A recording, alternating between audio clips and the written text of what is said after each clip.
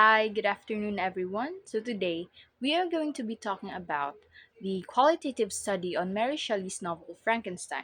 So, my research is entitled The Monster Within, a psychoanalytic interpretation of Mary Shelley's Frankenstein.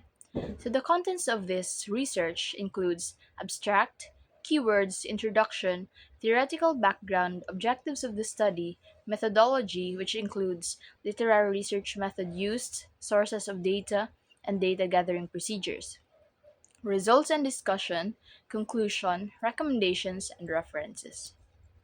This paper looks at Mary Shelley's Frankenstein through the lens of Sigmund Freud's psychoanalytic theory of personality.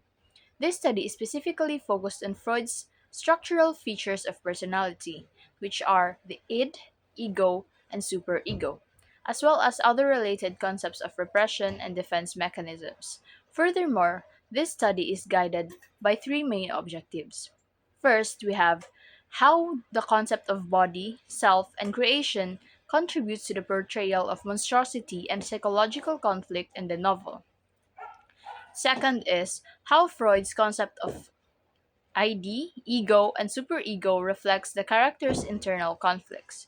And lastly, how Mary Shelley uses the elements fear, isolation, and rejection as narrative techniques to drive the plot forward and to explore on the character's psychological conflicts, as well as the character development. So we have keywords which are psychoanalytic theory, transcend, consciousness, complexities, ambiguities, repression, defense mechanism, and hysteria, which you can find if you have access to my research. So, literature has long been an important part of human civilization, serving as a way to express ideas about humanity, culture, and psychology.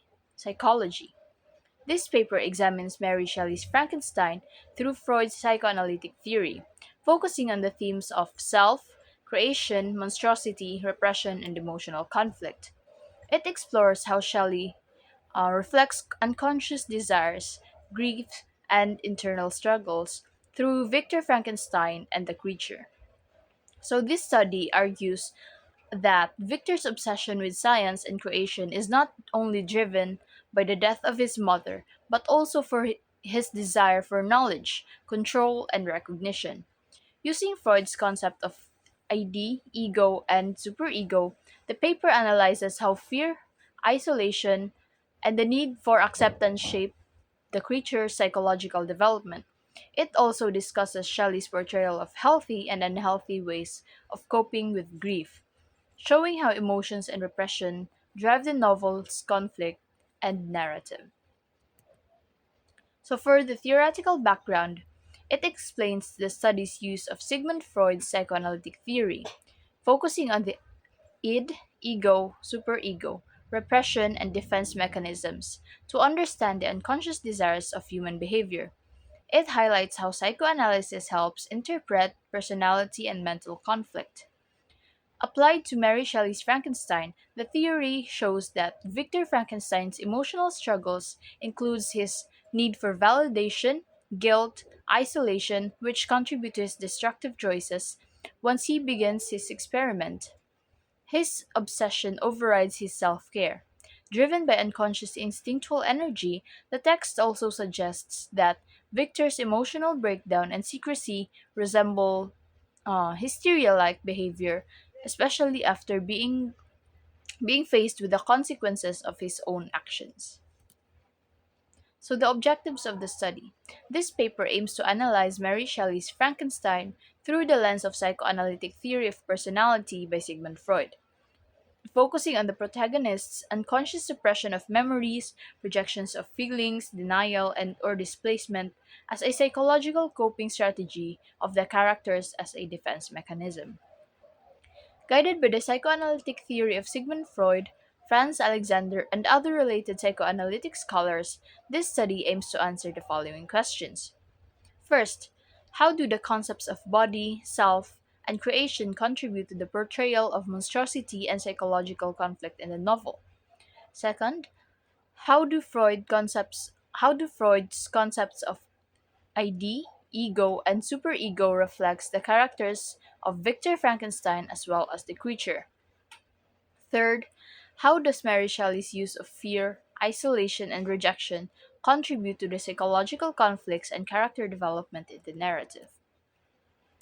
So, for the methodology and the literary research method used, this study utilizes a qualitative research design, particularly through a textual analysis approach, to examine the internal conflicts, repressions, and psychological struggles of the characters in Frankenstein. This approach requires close reading and critical thinking skills to comprehend and then interpret the underlying meaning, themes, and psychological implications within the text. By using the Freudian psychoanalytic theory of personality to interpret the text, this study examines the story through the three structures of personality, which is the ID, ego, and superego, repression, and defense mechanisms. This involves analyzing the character's desires, morals, and reality. Furthermore, this study explores the hidden conflicts of the characters that influence their actions, decisions, and relationships throughout the novel. So, for the sources of data, for the analysis of this paper, the researcher's main source for this study is Mary Shelley's novel Frankenstein. This study primarily uses the novel as its principal source of data for textual analysis and interpretation, while also drawing on secondary sources, including related studies such as books, journal articles, and credible online references related to Freud's psychoanalytic theory to provide a deeper understanding of the psychological concepts. For the data gathering procedure, in the data gathering procedure, it involves close reading of the novel to identify the excerpts or passages that illustrates the use of psychological concepts such as repression, defense mechanisms, and the three structures of personality by Freud in the psychoanalytic theory. Particularly, repression and defense mechanisms and the three structures of personality will show that the selected excerpts will then be analyzed and interpreted as to how to examine these psychological elements shape the character's behaviors, emotions, and decisions throughout the narrative. So we have the first objective. How do the concepts of body, self, and creation contribute to the portrayal of monstrosity and psychological conflict in the novel? So the table explains how the concepts of body, self, and creation contribute to the themes of monstrosity and psychological conflict in Mary Shelley's Frankenstein. It shows that monstrosity is not only physical but also emotional and psychological. Shaped by fear, abandonment, and the desire to create life, it also highlights the internal struggles of Victor Frankenstein and the creature. Linking these ideas to Freud's psychoanalytic theory, the creature's perception of Victor as a parental or maternal figure further emphasizes their psychological bond, suggesting that Victor's role as creator gives him a symbolic maternal influence over the creature's development. So, we have here in the table, in the first column, it says contributors to psychological conflict. Then the second column says cause or source, and the third column says impact on narrative, and the fourth column says supporting textual evidence. So, under the first column, we have body, and the cause of that is the physical or social rejection. So the impact of that in the narrative is that the social rejection of the creature because of his physical appearance drives him into a deep isolation, which then becomes the central conflict in the narrative, as he later reveals that his suffering, loneliness, and longing for affection and validation, along with his experiences of rejection, which ultimately became the root of his resentment. So for the supporting textual evidence, for the supporting textual evidence, we have we have the excerpts from the book. So I'm going to read the excerpts from the book. Remember, thou hast made me more powerful than myself. My height is superior to thine, my joints more supple. So you can find that in Volume 2, Chapter 2, page 86. Another example of that is one of the best these I answered, but I had hardly placed my foot within the door before the children shrieked, and one of the women fainted. The whole village was roused. Some fled, some attacked me until grievously bruised by stones, and many other kinds of missile weapons. I escaped to the open country and fearfully took refuge in the low hovel. So you can find that in Volume 2, Chapter 3, page 92. So under the same first column, we have self. And then the cause of that is identity crisis. And the impact of that and the narrative is that the concept of identity crisis shaped the narrative of the story by highlighting the psychological instability, denial, and moral conflict of both Victor Frankenstein and the creature. At the same time, the creature develops a sense of self and consciousness, but is constantly disrupted because of the rejection and isolation, which causes the creature to question his very own existence. So, for the supporting textual evidence, we have all men hate the wretched. How then must I be hated? Who am I miserable beyond all living things? Yet you, my Creator, detest and spurn me.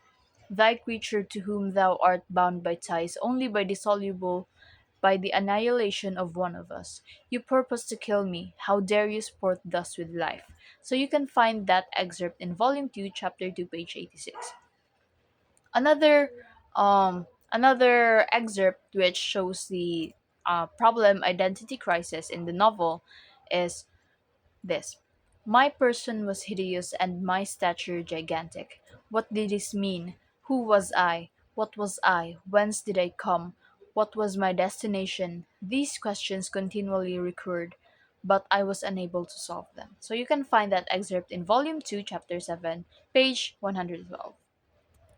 So moving on to the creation. So the cause of this problem in the psychological conflict is moral conflict.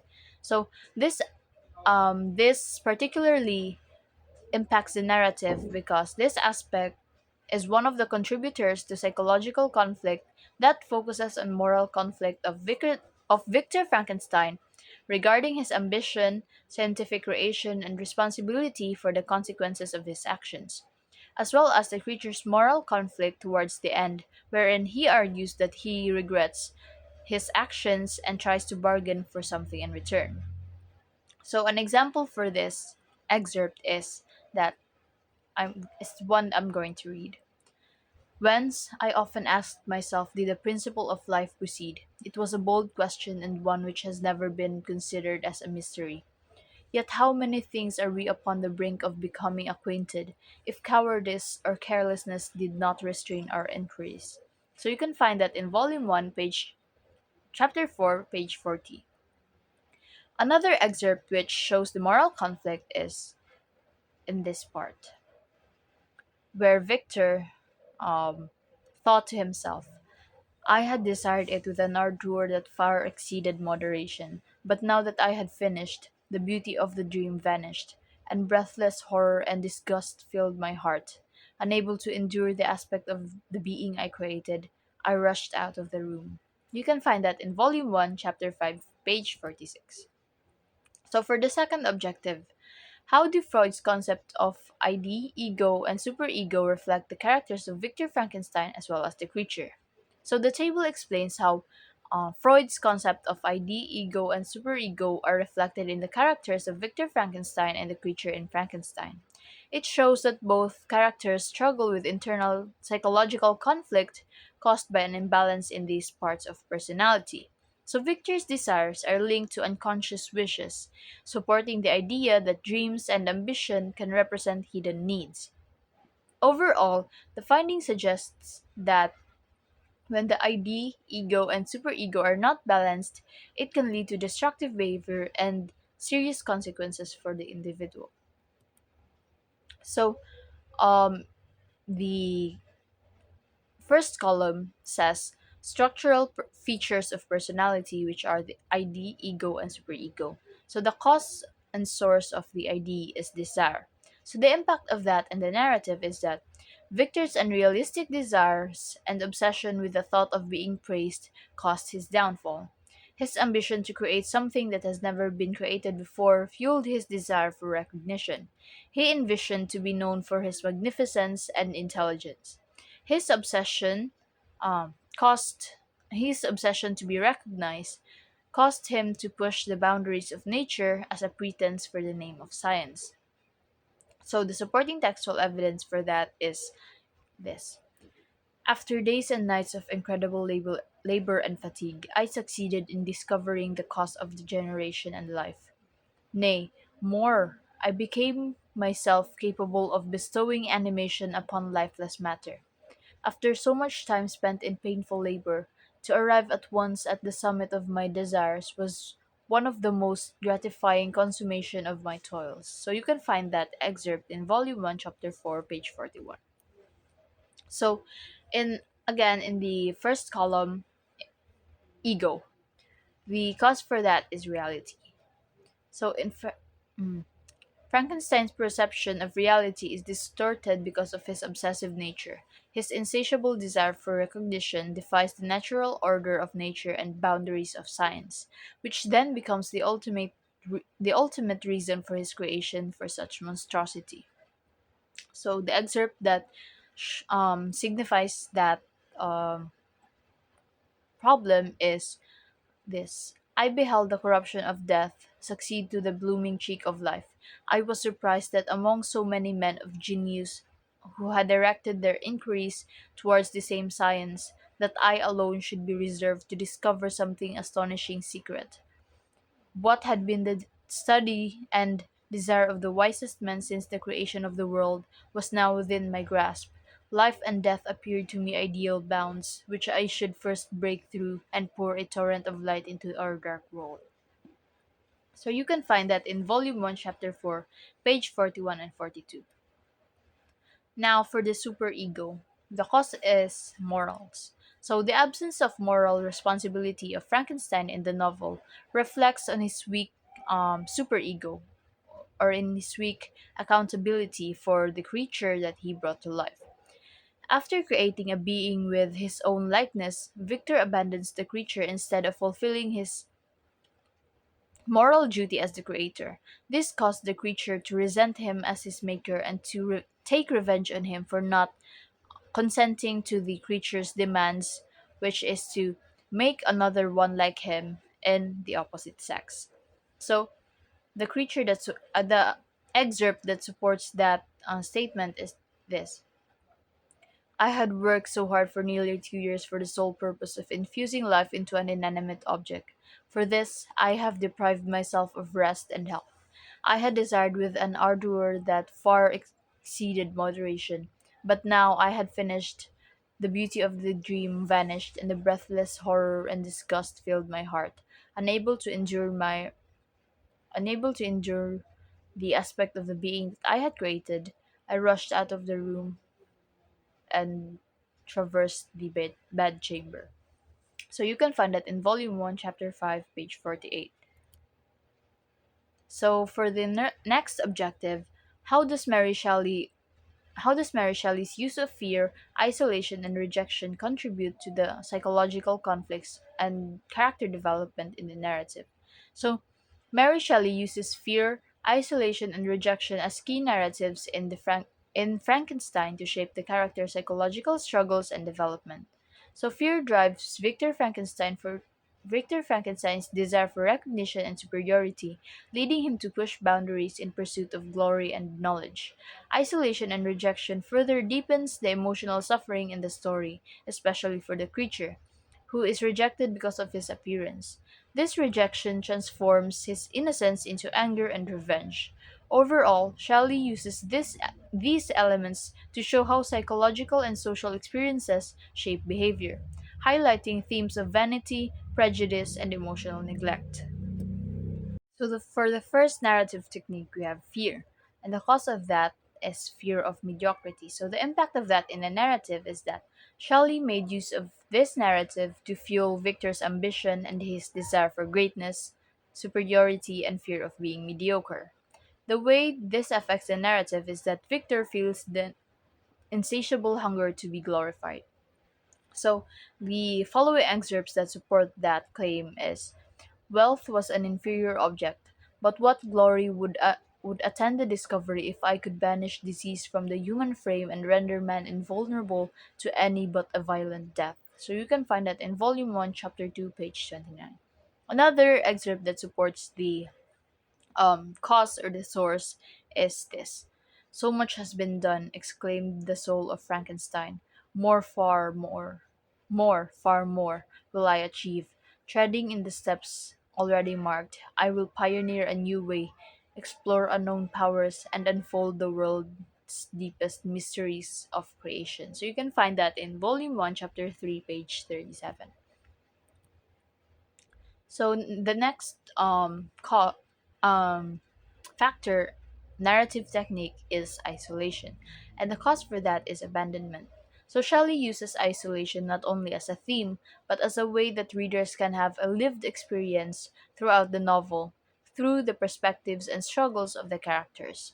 This impacts the narrative of the story in a way that you would feel pity towards the creature's experience of isolation as it traverses the mountains and forests alone. On the contrary, the way that Shelley used isolation as an element in Frankenstein's point of view would make the readers think that he is a madman obsessed with the complexities and probabilities of science. So the excerpts that support the creature's point of view is this. It was dark when I awoke. I felt cold also. The half frightened and It was dark when I awoke. I felt cold also, and half frightened, as it were instinctively, finding myself so desolate. I was poor, helpless, miserable wretch. I knew and could distinguish nothing, but feeling pain invade me on all sides, I sat down and wept. So you can find that in Volume 2, Chapter 3, page 89 and 90. And this one in um, is still in the creature's perspective. As I read, however, I applied much personally to my own feeling and condition. I found myself similar, yet at the same time strangely unlike to the beings concerning whom I read, and to whose conversation I was a listener. I was dependent on none and related to none. So you can find that in Volume 2, Chapter 7, page 112. For the next narrative technique is rejection. So the cause of that is social prejudice. So Shelley's use of rejection as a narrative technique explores the direct and indirect rejection faced by the creature and victor. The creature faced direct rejection from his maker and the society because of his unnatural being, while Victor suffers the psychological effects of isolation, just like self isolation and alienation, rather than being openly cast out by others. Additionally, there are some parts present in the novel where Victor rejects the creature and societal standards placed upon him. So, this excerpt is in Victor's point of view. Unable to endure the aspect of being I had created, I rushed out of the room. You can find that in Volume 1, Chapter 5, page 46. Now, for the creature's point of view, is this excerpt. All men hate the wretched. How then I must be hated, who am I miserable beyond all living things? You purpose to kill me. How dare you sport thus with life? So you can find that in Volume 2, Chapter 2, page 86. So, in conclusion, this study analyzes Mary Shelley's Frankenstein using Freud's psychoanalytic theory, focusing on the ID, ego, superego, repression, and defense mechanisms. It finds that monstrosity in the novel not only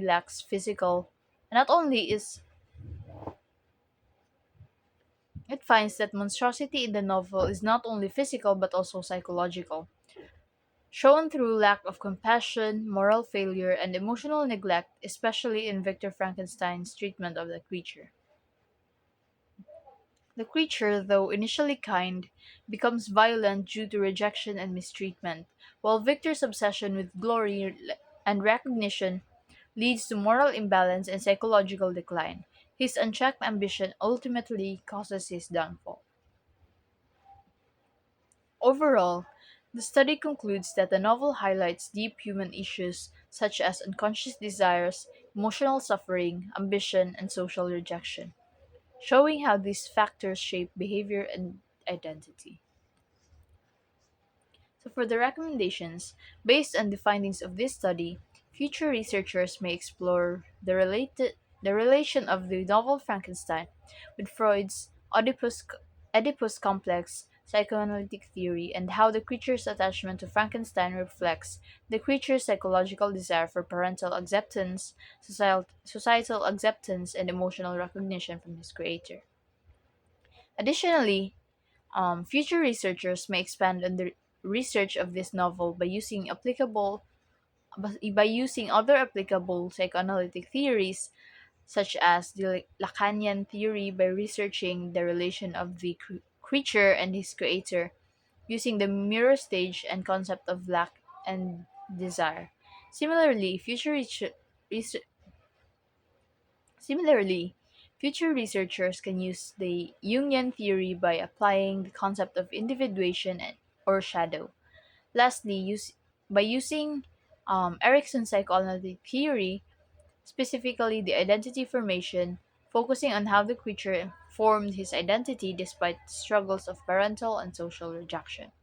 So this paper provides a broader interpretation of Frankenstein through the Freudian psychoanalytic theory. By examining the character's unconscious desires, psychological conflicts, emotional repression, and moral struggles throughout the narrative. And that would be all for my research. Thank you.